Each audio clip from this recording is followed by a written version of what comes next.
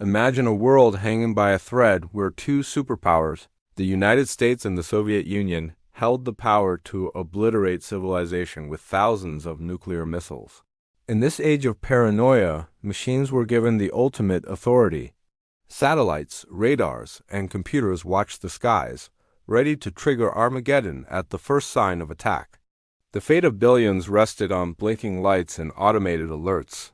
But on one fateful night, one man dared to trust his gut over the machine. His name was Stanislav Petrov, and his doubt, not his obedience, saved the world.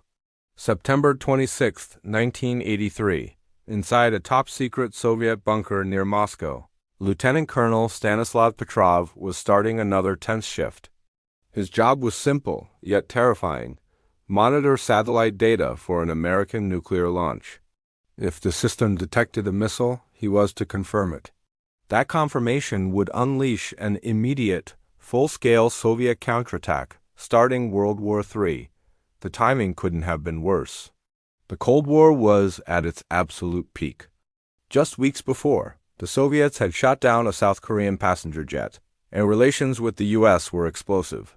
Both sides were convinced the other was about to launch a surprise first strike. The world was a ticking time bomb. Then, just after midnight, the unthinkable happened. A deafening alarm blared through the control room. Red lights flashed frantically. A single chilling word appeared on the main screen: launch. The system was reporting an incoming American missile. Petrov's blood ran cold. His team stared at him, their faces pale with terror. Then, a second alert, a third, a fourth, and a fifth. 5 nuclear missiles were now supposedly hurtling toward the Soviet Union, each one powerful enough to incinerate a city. Protocol was crystal clear: confirm the attack. Every commander up the chain of command was waiting for his word. Every second he delayed brought the missiles closer. The pressure was immense, almost inhuman, but Petrov hesitated. Something felt wrong. It just didn't add up. He knew American military doctrine. A first strike wouldn't be 5 missiles. It would be hundreds, a massive, overwhelming wave designed to cripple their ability to retaliate. A decapitation strike. 5 missiles was illogical. It was almost tentative. He also knew the satellite system was brand new, notoriously buggy, and had not been fully tested. Was it possible the machine was wrong? Surrounded by panic and the blaring alarms, Petrov made a choice that went against every rule, every order, and all of his training. He picked up the phone to his superiors and reported the unthinkable. He declared the launch detection a false alarm. It was the ultimate gamble. If he was wrong, and those missiles were real, his hesitation would have doomed millions, allowing the first wave to strike undefended. He would go down in history as the man who failed to protect his country. But if he was right, he would have just single-handedly prevented the end of the world. All he could do now was wait. The minutes stretched into an eternity. The room was dead silent, apart from the hum of the computers. Everyone watched the radar screens, expecting to see the telltale blips of incoming warheads. But there was nothing. The sky remained dark and quiet. No explosions. No fireballs on the horizon. Petrov had been right. There were no missiles. Later investigations revealed the cause. A rare alignment of sunlight reflecting off high-altitude clouds had tricked the satellites. The machine had seen a sunrise and interpreted it as the engine flare of 5 Minuteman missiles. Stanislav Petrov's intuition had saved humanity from a catastrophic technological error. But did he receive a hero's welcome? Far from it. He was intensely interrogated, reprimanded for not following protocol, and for failing to correctly document the event in his logbook.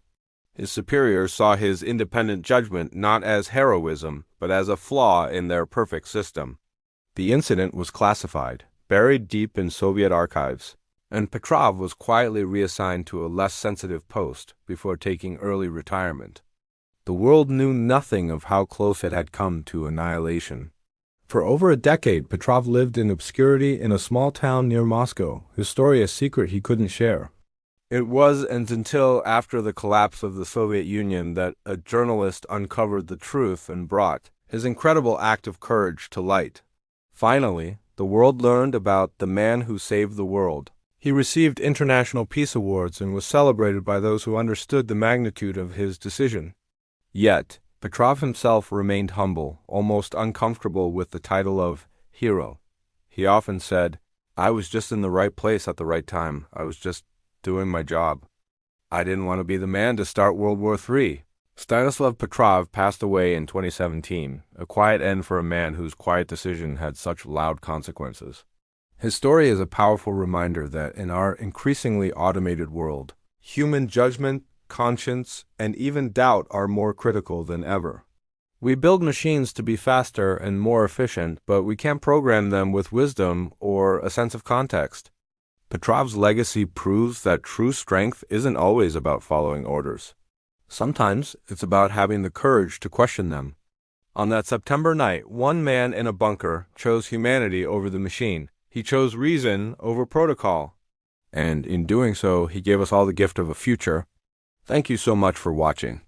If this story moved you, please consider liking the video and subscribing to the channel Secrets of History for more stories about the unsung heroes of history. See you next time.